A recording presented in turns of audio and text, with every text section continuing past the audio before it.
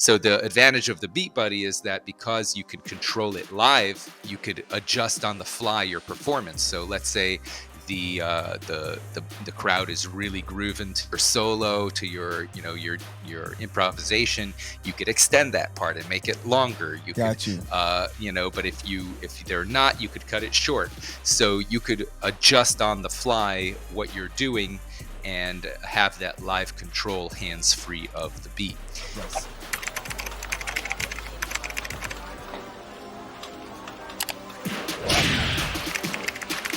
Welcome to another episode of Platinum Lyrics and Beats. I'm your host, Trey Boy. I teach aspiring music producers how to create and sell dope beats online without the confusion and frustration of wondering where to start.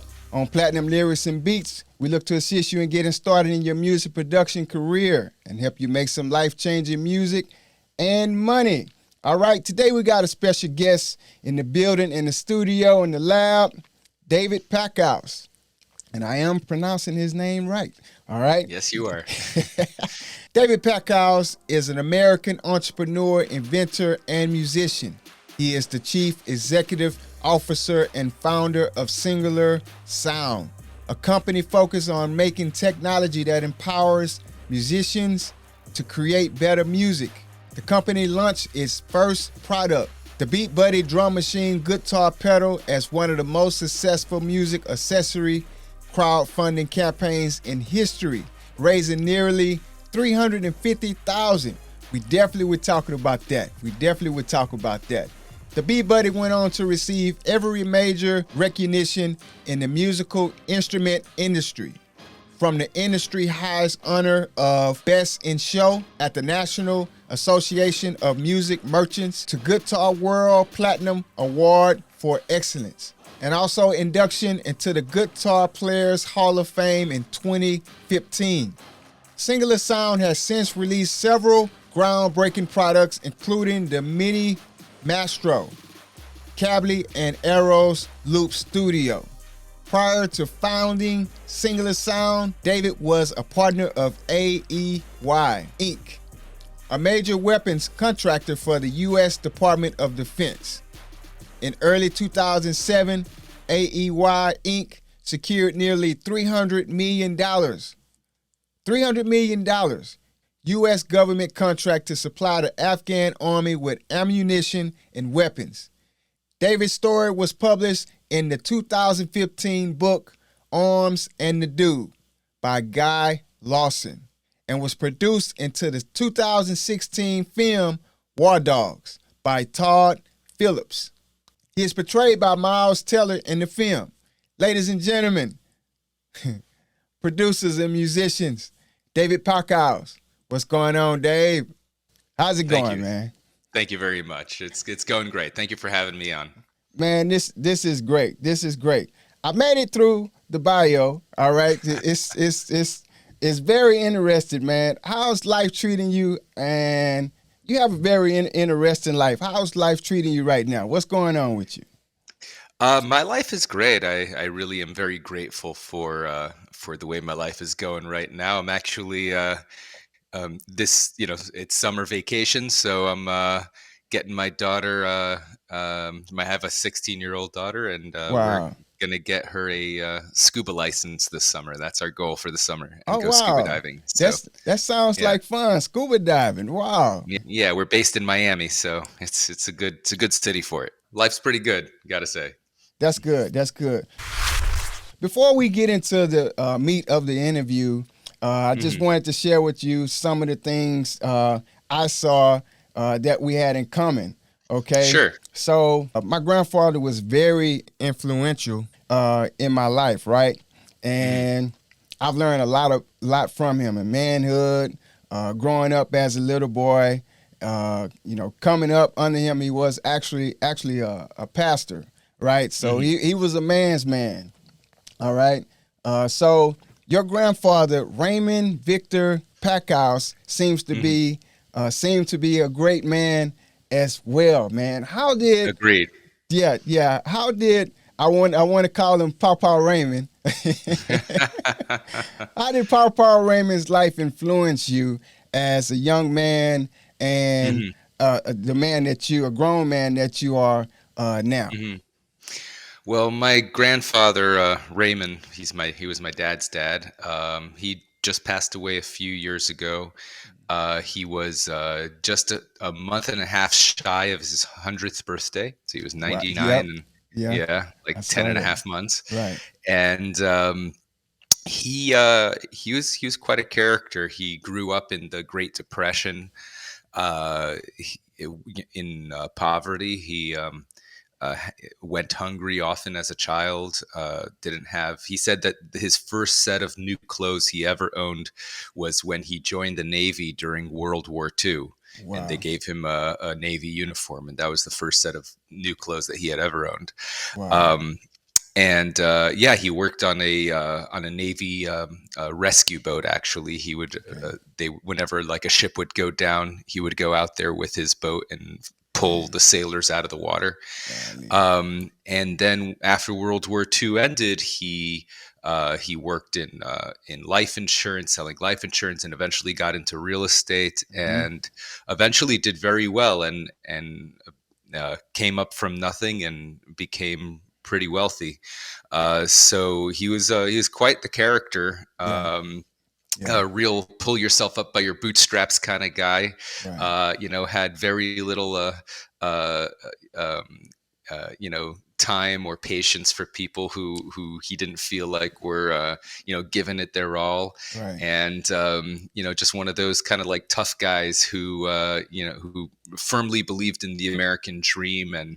and didn't have any patience for anyone who didn't. Yeah. So he definitely influenced me in the sense of inspiring me of like how far you could come by hard work and Mhm. grit. Right. And I always felt extremely grateful that I didn't grow up in his circumstances. Uh, and I was always been very appreciative of the opportunities that I grew up with, and I Right. realized how much more I had than most people. And it's not to say that I mean, I'm one of 9 children, so Oh my wow. dad, yeah, my dad became, a rabbi. He's a very religious man, Okay. Wow. and as part of that career choice and uh, choice of to have that many children, he definitely we definitely weren't in the same uh, economic class that his father had achieved. Right. But so it's not like I grew up with a silver spoon in my mouth or anything like that. But just knowing that I wasn't going to go hungry at night like my Yeah. grandfather did as a kid, and knowing Right. that if I needed clothes or if I needed medical attention, we could afford it. I've Right. always been extremely grateful.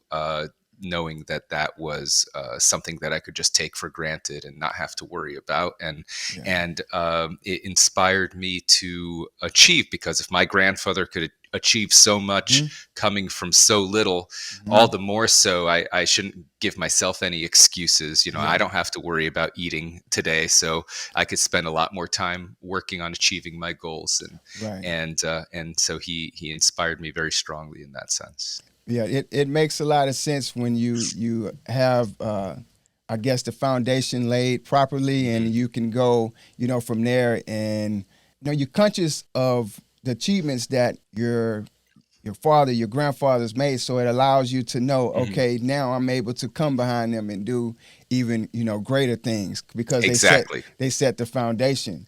Yeah. Exactly. You where you were arms dealer. Yes. Did your grandfather inspire that? Yeah, I mean, he inspired my general entrepreneurial Okay. ambitions, I could say. Yeah, he definitely didn't inspire my career choice. Um, but yeah, no, that I've always been extremely entrepreneurial, as my grandfather had Okay. always encouraged me, and my father too. Mhm. My father was always very encouraging of creativity Mhm. and entrepreneurialism. So, for example, my father, he actually inspired me to start my first business Okay. at 6 years old. When Wow. I was 6 years old when I started my first business. That's dope. At my father's direction. I actually started it with my older sister, who was 7.5, Okay. and it was his idea, my father's idea, that we lived in an apartment building where there was no garbage chute and no elevator, Wow. so we had to take the trash out, by walking down the stairs and take it out to the dumpster on the corner. Um, and so my sister and I were complaining to our mother that we didn't like doing this, and my father told us, "Well, you guys shouldn't complain about doing this. You should see it as an opportunity, Right. because all the neighbors hate doing this too. So why don't you offer them a service where you take out their trash, Oh, every other wow. day, Yeah. and they'll pay you like, a quarter a week." Yeah. And we were like, wow, we can actually make some money. And so we went around to all our neighbors, and we got like 6 or 7 people signed up to our service, and we started collecting money doing that. Yeah. Eventually, my sister quit, and I realized, well, twice the money for me, and so I kept on going, and I built Yeah. up quite a little nest egg for a six Yeah. year old. It was Yeah. all, I had like a Ziploc bag full of quarters, and every time the ice cream truck would come around the neighborhood with its little ice cream truck song, I'd go into my bag of quarters and buy myself an ice cream. I felt very accomplished that I could buy my own ice cream, because my parents would never buy ice cream for us. It was like a Wow. special occasion only kind of thing, like, Yeah. on your Yeah. birthday or a holiday or something like that. Yeah. So eventually I became a chunky little 6 year old, because I was Okay. eating too much ice cream, because that's all I spent my money on. But yeah. so Yeah. yeah. So yeah, my father inspired that. Okay. And so he was always very encouraging of my entrepreneurial ventures, and I got into the whole arms dealing thing when I was 22, 23 years old. Okay. Because at the time I was in college and studying chemistry. I had a few side hustles where I was buying SD cards from China and selling them on eBay, Gotcha. and as well as buying like bed sheets and towels from Right. Pakistan, and selling them to the hospitals and nursing homes in the United States. Wow. That made it into the movie, the whole bed sheets thing. Yeah. Yeah. And so then I bumped into a friend of mine who'd been doing, who he learned how to do government contracting, selling to the U.S. government Okay. from his uncle, and he asked me to join him in the business. And I saw he was even younger than me, but he was doing extremely, extremely well, and so I realized it was a pretty big opportunity, and joined him in the business, and we did extremely well together. Eventually, we won this $300 million contract that became the basis of the War Dogs movie, Oh, wow. and Wow. Yeah. yeah, Yeah. and got in a bit of legal trouble, unfortunately, which Uh-oh. is what made it a public story. Okay. Nothing like a good scandal. Um, and that's how that became a movie, because Hollywood loves a good scandal, especially when it involves young people doing crazy shit, as they Yeah. say. Yeah. Right? Yeah. Yeah. Yeah. Moving around a So, lot, man. yeah. I can see how everything, and I'm not going to Hmm. jump ahead, but I can Yeah. see how you're so successful with Mhm. the Beat Buddy. Yeah. Yeah. Yeah. So Yeah. Thank you. I can see everything lining up as you telling the story and how Mhm. everything, but I'm not going to jump ahead. We're going to get to it. I want to jump Okay. into some other things before we get there. Yeah, but Sure. and speaking of that, how did you pivot from the arms dealer to entrepreneurship and jump into the music industry? Because Right. you play the guitar, Yeah. you also sing. I heard you Mhm. sing your music Thank you. on your Yeah. website. Very very nice music. How Thank did you. you? Where was the leap? Where was that connection? Right. So yeah, it seems like it's pretty unrelated, uh, and it is. I guess it is unrelated, but Well, everything's related to music, David. that is. I couldn't agree more. Everything is related to Yeah. music. Yeah. Yeah.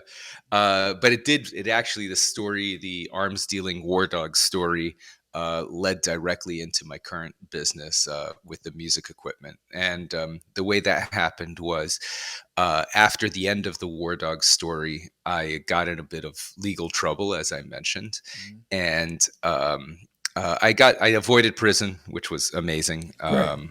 Yeah, and I, very grateful for that. But Most definitely. yeah, but I did get sentenced to 7 months of house arrest, Okay. which not so bad, all things considered. Right. But since I've been playing guitar since I was like 15, I entertained myself by playing guitar, and I was playing a lot of guitar at home, and people could visit me, but I couldn't leave my house, and of course, but no drummer is gonna bring his drum set to jam with me, because it's a pain in the butt to move a drum set. Right. So I really missed playing with a drummer. Mhm. The drums, the beat, as you and all your listeners know, is what gives the music energy, Yep. right? Yep. You dance to the beat. Exactly. So I really miss playing with the drummer, but so I bought a drum machine, which is a tabletop thing. You can make the beats and then loop the beat and play along with your guitar, your keyboard, or whatever Right. to the beat. But every time you want the beat to change, like when you're going from one section of the song to the other, like from verse to chorus or whatever, you have to stop playing your guitar, press the button on the machine, go back to playing your guitar. It interrupted the flow of the music. Uh-huh. And I thought to myself, man, I really need a drum machine that I could control hands free with my foot, like a guitar pedal. Yeah. So I could just play guitar and seamlessly move from like verse to chorus with the Right. drum machine. Right. And I went online to look for something, because I was sure someone already made it. And I went online to look for it and couldn't find it anywhere. And I asked my musician friends if they'd seen anything like this. And they were like, haven't seen anything like it, but if you find it, let me know, because that sounds super cool. I want one too. Yeah. And pretty much every musician told me the same thing. Yeah. And I figured, well, if nobody has ever seen anything like this, but everybody wants it, then it's a great opportunity. I should jump on it and Right. actually make it. Right. And to my great shock, nobody had even patented the idea. Wow. So I filed for a patent on it, and the patent was issued. I hired an engineering team, which I didn't have nearly enough money to actually pay them. So I made a special deal with them where they, because I'd saved up all my money, but most of my money at the time had gone to paying lawyers to keep me out of prison. So Okay. I didn't have that much money left, unfortunately. I can understand that. Yeah. Yeah. But luckily for me, the engineering company I found, the lead engineer was a drummer. And Wow. yeah. Okay. And he told me, he's like, I have so many of my good friends who are always asking me to jam with them. And I just don't have time to jam with them because I'm running an engineering company. Yeah. So I know that they would love to have this hands-free drum machine that you want to build. Right. And so I know that they're going to love this. This is going to do really well in the market. So he made me a special deal where I gave him it was like a 20% down payment, which was all I could afford. Is pretty much every penny I had to my name at the time. And he took the 20% down payment and built me a working prototype, which I then used to launch a crowdfunding campaign to raise the rest of the money. And luckily it did extremely well. It was the most successful crowdfunding, as you said in the introduction, most successful crowdfunding campaign in history at the time for a musical product. We'll talk about that next. Yeah. We raised $350,000 in a month, and that was enough to pay off the engineers and to get manufacturing started. And so that first product was it's called the BeatBuddy, like it's right behind my head here is the poster, actually, right there. It's the BeatBuddy for people who are watching this on video. And Gizmodo called it a genius idea, as they said it, not me, right? Yeah. Exactly. So that went very, very well, and that's and since then we've expanded and that launched my company, and I, have 16 people working for me now, and now we've created a whole bunch of new, really cool musical products. Things went up from That's how I there. got into it. Yes, exactly, definitely. Yeah, Yeah, yeah. You definitely took a leap, which is required to achieve anything great. You have to take the leap. I hear that story absolutely. over and over again, man. You have an Yeah, amazing story, David. I am yeah. Thank very you, inspired by your story, man, and how you stuck with thank you. it, and yeah, didn't give up. I mean, that's great. That's great. Speaking of Beat Buddy, I really want to dive into the bells and whistles of Beat Buddy, the drum Yes. machine. Um, but first, we can't skip over this $350,000 crowdfunding, right? Yes. The most successful music accessory crowdfunding campaign in history. Yeah. This was monumental. So I really want to dive into there. Mhm. How were you able to find such success through a crowdfunding campaign? And like, what was the blueprint, David? Don't hold back. Mhm. Give us. If somebody out there is wondering right now, man, I'm in the music business. I have Mhm. art. I have I'm creating something. I have an invention. I Mhm. want to know how to get people behind me so I can have a successful crowdfunding campaign like David Mhm. Packouz. Like, Yes. what's the gems? That's a great question. So yeah, I mean, without the crowdfunding campaign, my company would not be here today. I did not have the money, and I didn't have investors who were willing to back me at the time. So it was the crowdfunding campaign that allowed me to bring the BeatBuddy to market and to launch Singular Sound as a company, and which eventually led to all of our other products. So it was critical, and I'm extremely grateful that it went very well, and that all the Right, people who believed in me and in the product supported us at the time. right. So the way there are certain things that you need to do to have a successful crowdfunding campaign, and one of the biggest, I would say, mistake that people make when they are planning to launch a crowdfunding campaign is that they think that the crowdfunding campaign is going to be what drives the customers, or the supporters to come.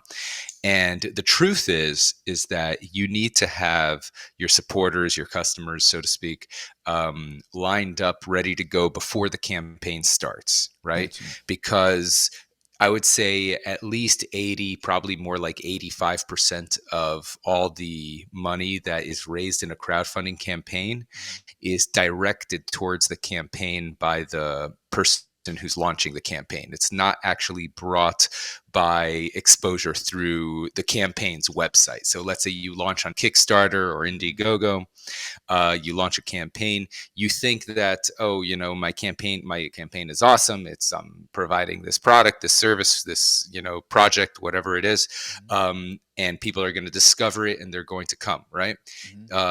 The truth is that the platform, Indiegogo, Kickstarter, they only promote campaigns that are already getting traction, right? Got you. So if no matter how cool your campaign is, if the platform doesn't see people already giving significant money to the campaign, they're not going to promote it, and then no people are going to come through the platform itself, through Kickstarter or Indiegogo. So Okay. you need to build up your customer base, your supporter base, before you even launch.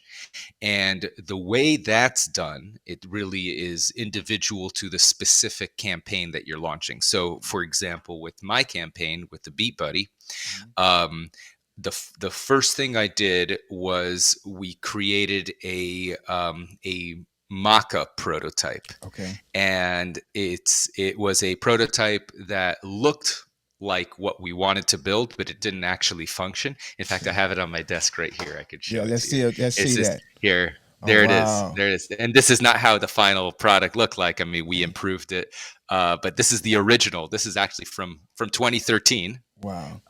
This right here is the actual original thing that used in the crowdfunding campaign. Got you. And this is just a mock-up. It doesn't actually. It looks like a real pedal. You know, the pedal works, the dials turn, Right. but it doesn't actually do anything. Nice. It's just a Nice. mock-up.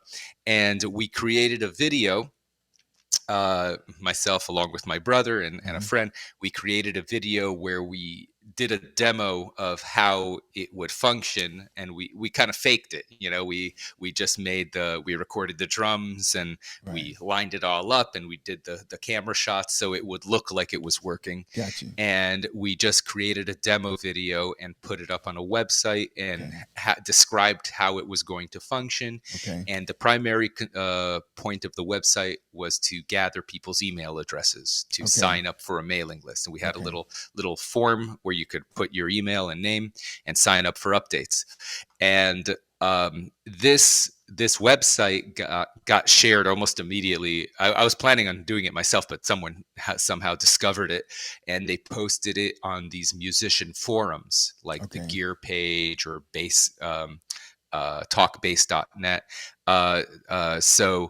So our website was posted on all these forums, these musician forums, and people got really excited by the idea, and they started signing up to the mailing list. And so we got, like, just right off the bat, we got several hundred people signed up to the mailing list, like within the first day. And Wow. people kept on signing up. So I knew from that the idea of Right. the product really resonated with people. Right. And as long as I could build something that was high quality and performed the way I was telling people it was going to perform, Yeah. then it's going to be a successful product. Mhm. So we started looking for more places to promote, other forums, started having conversations with people on the forums because they were having, like, discussions about different features they wanted. So I engaged with people, with our potential customers, and I actually got a whole bunch of ideas on how to improve the product from those conversations. Mhm. So, for example, at the time, I didn't even know what MIDI was. I'm a singer-songwriter, so I'm not particularly I'm not like a technically Right. savvy guy as far as gear goes. At least I wasn't at the time. Yeah. And I was just mostly just focused on learning nice songs and singing them, and Right. I didn't really care. So I wasn't so deep into the gear. Yeah. So I didn't even know what MIDI was. But the people on the forum, they're like, hey, does this drum machine have like a MIDI input and output? Because if it doesn't, it's just a toy. But if you do put it in, it's going to change live music forever. Yep. And I was like, well, that's quite the difference. Yep. I should probably look into this MIDI thing. Exactly. And so that's when I started learning about MIDI, and I talked to the engineers, and I'm like, yeah, we should need to put MIDI in. And that one decision, at the suggestion of the people on the forum, completely changed the trajectory of the BeatBuddy, because now you can connect it to other musical equipment. Right. You could control it with other musical equipment. And that actually led to the creation of our other products, which the MIDI Maestro is a MIDI foot controller. Okay. That greatly enhances the capabilities of the BeatBuddy, because you could control the BeatBuddy with the MIDI Maestro, and you have an additional 6 buttons with each with a little screen above it, so the function can change. You could program it with your smartphone to do what you want. So it enabled the ability to control the BeatBuddy with MIDI. Allowed the BeatBuddy to be used and expanded in many more capabilities than it would have been without it. So that significantly improved the product without that much extra cost, and it also allowed me to engage. Just the engagement with the potential customers kept them interested in the project and promoting it to their friends. So that engagement with your potential customers is so critical, building that community around your project before you launch the campaign. So by the time you want to launch the campaign, you need to have a significant audience who are going to support you, ready to go and excited, because you want them to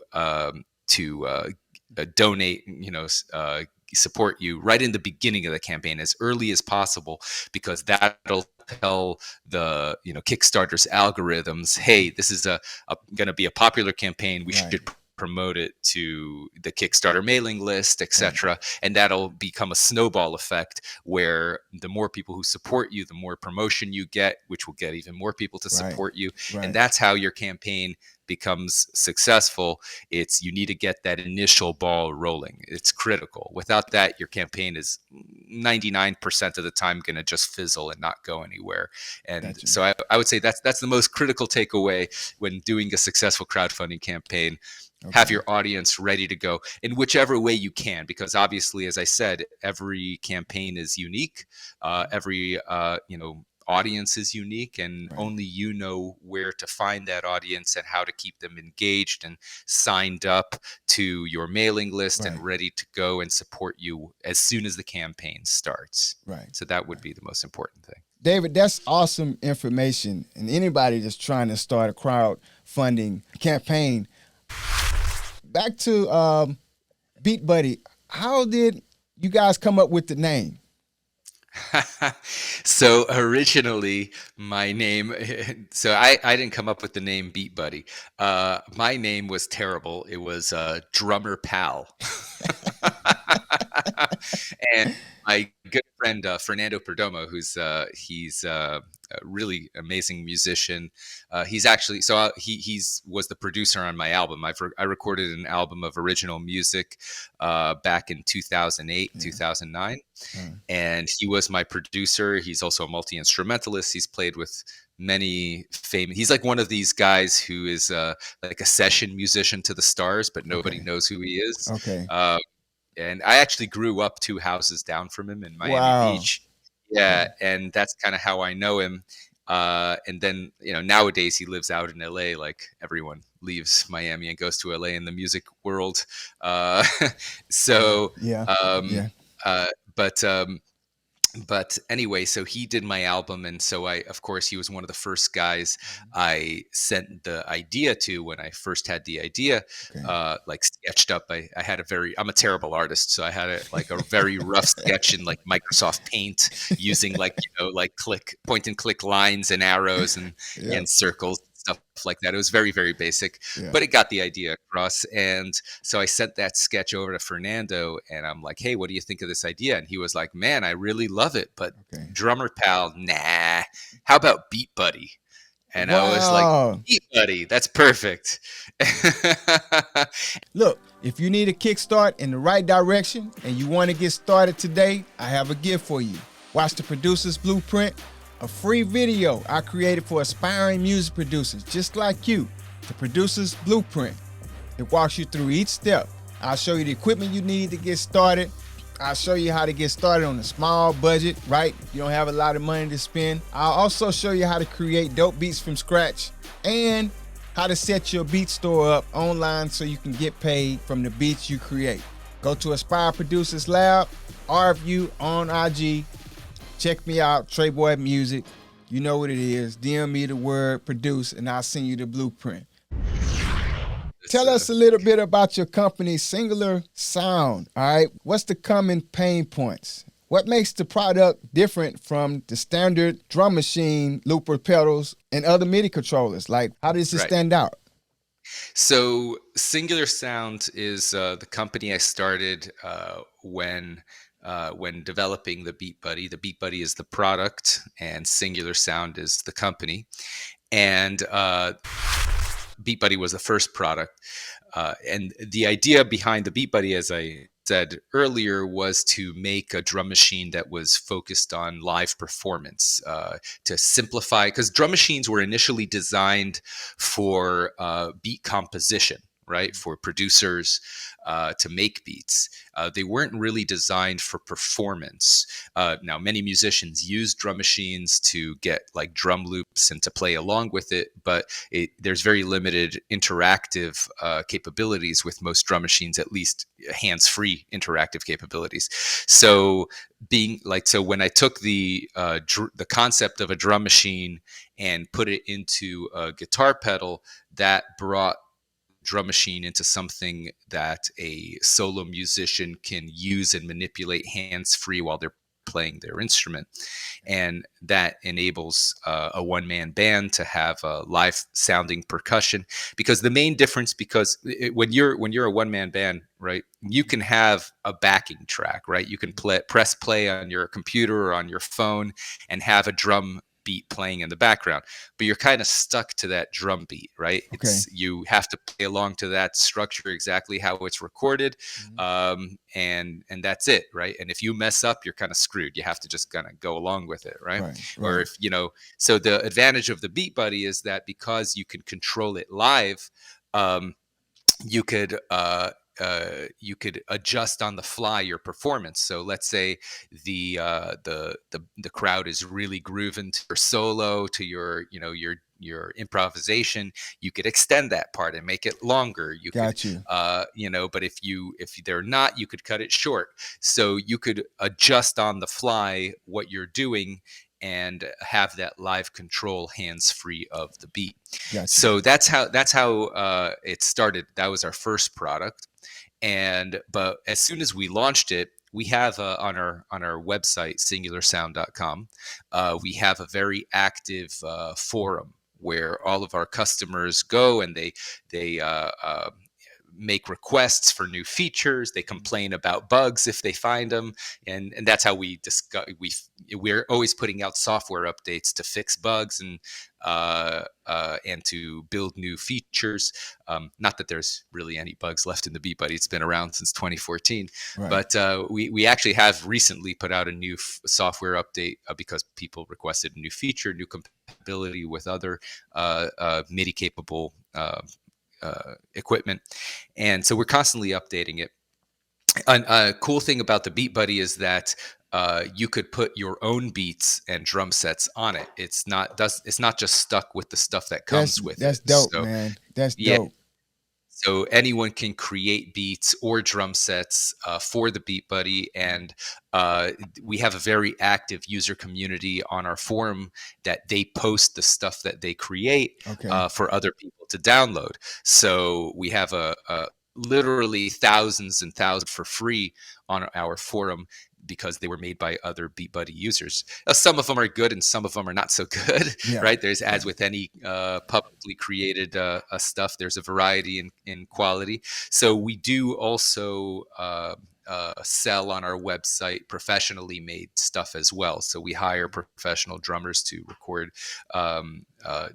beats in different styles and to sample drum sets, different types of drum sets, and then we sell it as premium content that people can buy. The BeatBuddy comes right out of the box with 10 drum sets and over 200 different beat styles. So Okay. plenty of stuff right out of the box, and more than enough than most people need. But we also have a whole premium library of professionally made content that people could expand, as well as make their own beats if they want. The interface software for your PC and your Mac, where how you get the beats and drum Right. sets onto the BeatBuddy, that comes free with the BeatBuddy, so anyone can Okay. do that. Okay. So because we built up this very active user community on our forum, who were sharing content with each other, making feature requests, reporting bugs, they started asking us for all sorts of new features that the BeatBuddy did not come with. Like, for example, people wanted the ability with a single button press to do double time on the beat and or half time, and they also wanted to be able to control the tempo with an expression pedal, so you could do a Right. slow speed up like live and then a slow down, Yeah. and Yeah. just like by leaning the expression pedal one way or the other. Right. They wanted to be able to do different accent hits. Like right now with the BeatBuddy, you could attach an additional 2-button foot switch, and this will give you a lot more capabilities to other features. Like, for example, one button will do pause and unpause, so you can stop the beat on a dime and start it at the right time. The other button will do like a cymbal crash, so you could add Okay. that extra Oh accent wow. hit to the beat, and give it like that flair. So people wanted to do other things, like they wanted more buttons, Yeah. right? Not just that 2-button extension. They Right. wanted a whole bunch of new buttons to do a whole bunch of new things, like Yeah. double time, half time. They wanted to be able to do Yeah. the kick drum and the snare, not just Yeah. the cymbal crash, and be able to adjust the tempo slightly, 1 BPM at a time. And Yeah. the list of requests was endless, right? Yeah. And they wanted to do everything, including make you coffee in the morning. So we realized that the only way that, the BeatBuddy is a single pedal. Yeah. It's got this 2-button foot switch extension that you could connect to it. Right. But even with those 3 like pressable buttons, so to speak, there's only so much functionality you can get out of it. Yeah.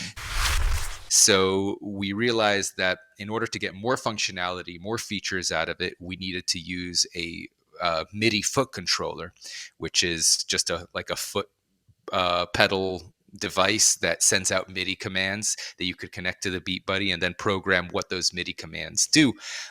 However, so I bought a bunch of MIDI foot controllers, and they were all really difficult and annoying to use. Because you practically needed like a computer science degree to program them to send the right commands out. Right. Like Right. when you did program it, you'd need to like put like a little piece of tape above the button and down the command that you programmed it. So it was just like a big mess. Yeah. And I realized, hey, if we design a MIDI foot controller that has a little screen above each button, you don't need to put the tape down. And not only that, you can have multiple functions for that button. You can have one button doing many different things depending on what it says on the screen. So that allows you to get a lot more functionality out of the same space, which for a musician who has guitar pedals, space on their pedal board is a very important thing, because there's only so many pedals you could fit on your pedal board, and especially traveling musicians, they don't want to carry a lot of weight. So the smaller the gear, the more portable the gear, the better. So we were able to compress a lot more functionality into a much smaller piece of equipment by using screens on top of the buttons, which no other MIDI controller had done up until that point. So that's how the MIDI Maestro came about. And we also we created, to make it easy to program, we made a smartphone app for iOS and Android. That's nice, man. Yeah. That's so right that on you point. could just Exactly. So you could just download you don't have to look up in the manual, like what's the exact command. You could just search for it and click, and it goes right into the button on your MIDI Maestro without much effort. So yeah, it brings MIDI controllers into the 21st century, I like to say, because it makes it easier to use, easier to program. And so that's how the MIDI Maestro came about. And of course, the MIDI Maestro is compatible with all MIDI-capable devices. It's not just usable for the BeatBuddy. Anything that accepts MIDI commands, you can use the MIDI Maestro with. And that was our next product. And then after that, another thing that people kept on asking us was to make new functionality with loopers, right? So people were using the BeatBuddy along with their loopers, and of course you need to have MIDI. You need to have the drum machine talking to the looper, because when you're recording the loop according to a beat, the loop needs to be the same length as the beat. Otherwise, they're going to go out of sync as they cycle around, right? It needs to be, and it has to be exactly the same length. It can't be off even by like a fraction of a second, because even if it's off by like a fraction of a second, every time it cycles around, it goes more and more out of sync. So which is why people use MIDI sync, the MIDI clock between equipment, to keep everything synced up. Now, people were asking for all these new features, like, for example, when you change song parts on the BeatBuddy, like you go from verse to chorus with the beat, they wanted it to send a MIDI signal to the looper to change the loop on the looper, because, to change the song part on the looper.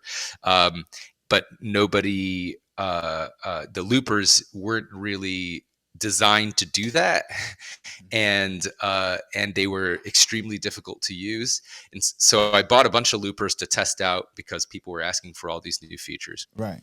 And I realized that I'd never been a looping guy before. Like I was always, as I said, like a singer songwriter Right. type. So I'd never really done looping. But Right. when I started using loopers to test it for the use with the BeatBuddy, I realized a lot of loopers are very difficult to use and they're not intuitive. Yeah. And for me personally, one of the biggest challenges was knowing where I was in the loop. Like for example, if you record 4 measures of a loop, and then you play it back, right? Especially if it's like just a simple chord progression, sometimes you lose track of whether you're in like the second measure or you're in the Right. fourth measure. Right. And that's important to know because where the loop ends will decide if you're like going to stop the loop at the end of the loop. Right. You have to know how many measures are left, or if you Right. want to change from one loop to like a different section, you need to know where you are in the loop in order to make that musical. And none of the loopers really had very good indicators of that. And so I realized, hey, why don't we make a looper with a screen on it, just like your DAW? You can see the Yeah. waveforms being recorded in the Yeah. tracks. Yeah. And then when it's playing back, you could actually watch where you are in the loop, and makes it a lot easier because you could actually see the music, like just like on your DAW. You don't have to like imagine and keep track. And Right. nobody else was making this. Nobody else was making a pedal looper that had any sort of this kind of visual interface like Right. your DAW does. Yeah. And so the next product we created was the Eros Loop Studio, which is a hybrid of a loop pedal and a DAW. And that allows you to see the music that you're recording in a nice UX interface. You could watch the waveforms on the screen cycle. This is awesome, But man. yeah, thank you. But we didn't just, that wasn't the only improvement we did. We also, most other loopers, you have a choice of between um, parallel or sequential looping, right? And that Okay. means parallel looping is making loops that play at the same time. And the Right. advantage of parallel looping is that you could have like one loop that's like 1 measure long, and the other loop is 4 measures long, and Right. a third loop could be 8 measures Yeah. long. And so you could have these loops of different lengths all synced up to each other. And then, of course, you could turn one loop off, keep the other loop on, so you could bring music in and out.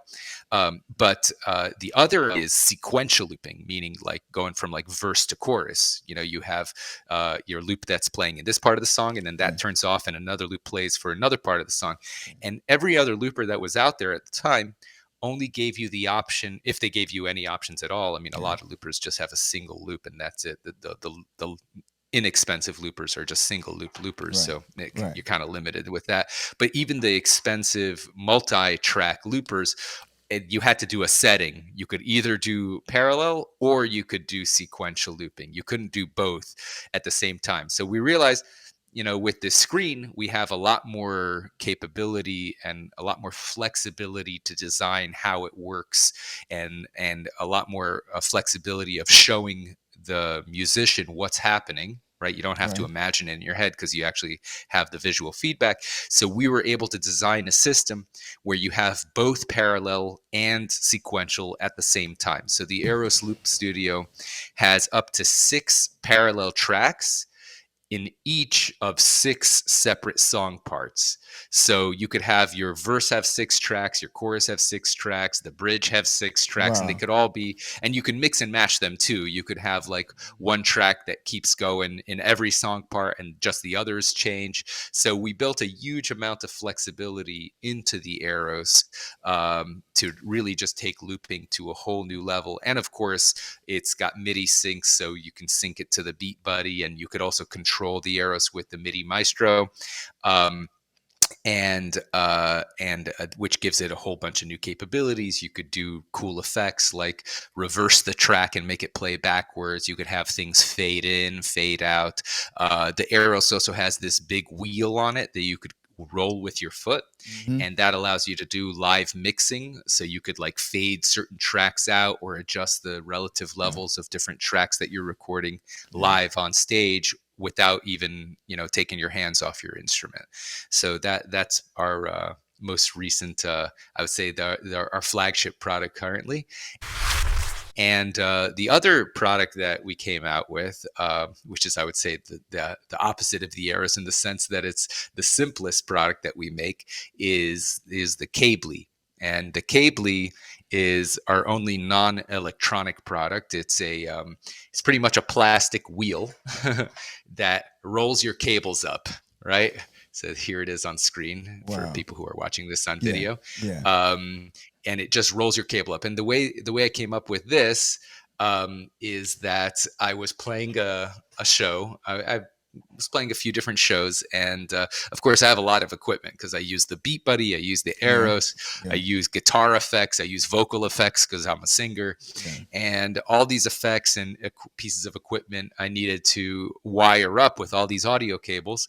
And I had like 7-8 audio cables, Okay. and they're all like 20-30 feet. And at the end of the You show, just wrap them up. I'm just wrapping them up, and it takes me like a good minute and a half, 2 minutes per cable to wrap it properly. And sometimes they get tangled. People step on them. They spill beer if it's like late show, and you got to clean them. And it's just a huge pain in the butt. And it was taking me like 15-20 minutes to put all my gear away. And I was like, this is so annoying. And then one day I was visiting my mom, and she loves gardening, my mom. Okay. And she had this big garden hose, and it was a really long garden hose. It was on a wheel, and she was just like, wheeling it up. Right. And I was thinking, man, I really need something like that, but just for audio cables. Yeah. And I looked online, and they had something for cables, but it was all like these really big things mainly meant for extension cables. So they're really bulky and, kind of way overkill for an audio cable, which is only usually 20 to 30 feet. Right. So I designed the Cably, which was specifically made for audio cables in the 20 to 30 feet range. So it's really compact. It's very small. And, it's intended that you just put one cable in each Cably, and you just leave it in there. And whenever you want to put your cable away, you just wind it up, and it takes you 10 seconds instead of 2 minutes to just wind your cable up. And another advantage of it is that if you have a 20 to 30 foot cable, but you're only like 3-4 feet away from your gear, you don't need all that extra cable. So you could just take out a few feet out of the Cably and plug your equipment in, and leave the rest of the cable nicely wound inside the Cably. It's protected. It's neat. It doesn't take up space on the stage. Makes the stage look nicer, not as cluttered and messy. And it's also safer because you don't trip on the cable, as you're like moving around the stage. You don't like break your cable. So it protects your cable, makes it last longer, as well as, of course, making it much faster and easier to put away at the end of a show. That's brilliant. It also, thank you. So that was our last product. So I would say all of our products, I would say the common theme of Singular Sound products is that they all come from a place of necessity. That's kind of how I come up with my ideas. I'm like, man, I wish I had something that was better than what's out there. Right. And then I start brainstorming of ways of making something better. And I have many ideas. Only a few of them actually make it to market, but I think that's normal. You know what they say: the way you have good ideas is you have a lot of ideas. Yeah. And occasionally you're lucky, and some of them are good. Some of a couple of them has to stick, man. You have to have some of them to stick. Yeah. Exactly. What? Yeah, and the only way you get those good ones are just, you just have to keep on cranking out ideas, and it's a way of looking at the world. You just have to say, man, this thing is annoying, but what could solve it, right? And is there anything out there that can solve it? And if there isn't, can I build something that can solve it? And that's how you come up with ideas that can turn into actual products and businesses. That's great. That's great. David, you have some great products, man. The products on Singular Sound is great. Thank you. I think that you really thought about the consumer, the person that is purchasing your products. I believe you can't have a successful business if you're just trying to sell products without really connecting to people, right? Evidently, you've been connecting with producers and musicians. You really put some thought into what you're doing, all right? Why is having empathy key when developing products? Like, how do you get that? Why is that important? Right. So if people, there's different ways of approaching product design, and I think that having the best understanding of your customer um, is what gives you the best capability of designing products that they will actually use, right? So there are certain companies in the industry, which I will not name names, that you can tell by Please don't. using it. Yeah, you can tell by using the products that it was designed by a bunch of engineers who probably don't play that much music, and um, and they were more designing it for the technical capabilities than actual use that the musicians will put it through. And those products tend to make good marketing materials because they can boast, numbers, this, that, or the other bit rate or whatever, but Right. they don't end up actually getting used that much by musicians when they hit the market, because oftentimes the things that the engineers optimize for is not something that musicians actually care about, and it's just kind of like a waste of money and a waste of effort. Mhm.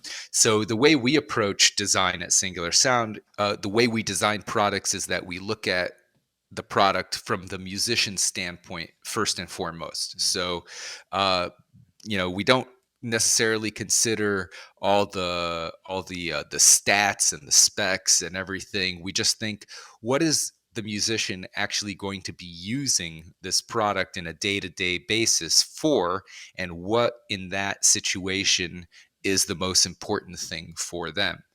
And that's how we approach product design, and that makes us and so having the ability to get into the musician's mind and to care about what the musician cares about, and I call that having empathy for the musician and for the musician's situation, Mhm. is what allows you to build things that they care about. So, for example, there were a lot of things we could have done with the BeatBuddy or with the Eros or with the MIDI Maestro that may have uh, given people a sense of like, wow, these numbers are amazing. It has like, this crazy bit rate, this Yep. whatever. Yep. Um, but like at the end of the day, when we actually talk to musicians, they were like, oh, anything above, like, for example, with the Eros, anything above 24-bit is kind of like overkill, and you're not really going to like notice it in any real situation, especially when you're doing live music recording. Right. 24-bit is more than enough. You don't really need 32-bit. What really matters is how much recording time you have. That Right. matters a lot more than like, uh, than having 32 bits. I'd rather have double the recording time. Right. And that's the trade-off you're making when you're designing a product. You can have pretty much anything you want, but it's everything costs money, and everything is a trade-off for something else. Right. So like being able to put yourself in the mind of your end customer, of the musician who's actually going to use the product, allows you to figure out which aspects of the product are more important than others, so you can optimize it to make it the best possible product for the musician. And that's I think the strength of our products is that we take that approach to design, and that's why our products have done so well in the market. I totally agree, David. I totally agree. I can see it in your brand. I can hear it in your conversation. I can hear it, just basically in everything that you guys are doing. You really are catering to the producers, the musicians, people in the music industry. I mean, Yeah, thank you. this is great, man. Even as a music producer, you don't make music. You make music you like, but you don't make music just for yourself. You're listening to Right. what people really need. So That's true. this is great, man, and I'm having a great time. We're at the end of the podcast here. David, I want to Hmm. thank you for sharing all of the gems you're giving us, the music producers, musicians. You're giving us something to help us out, right, when creating professional products that you have created. And live performance are in the studio, right? All right, now, Yes. for everyone out there that's listening to or watching this video, all right, you can go to singularsound.com. You will receive a 10% discount off of the BeatBuddy drum machine and every product on the website, all right?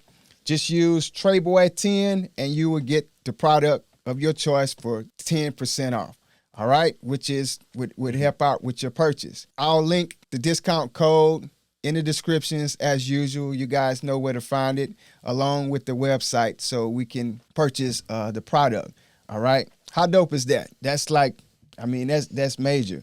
David, before we go, this is the segment in the podcast where we leave platinum advice for the listener.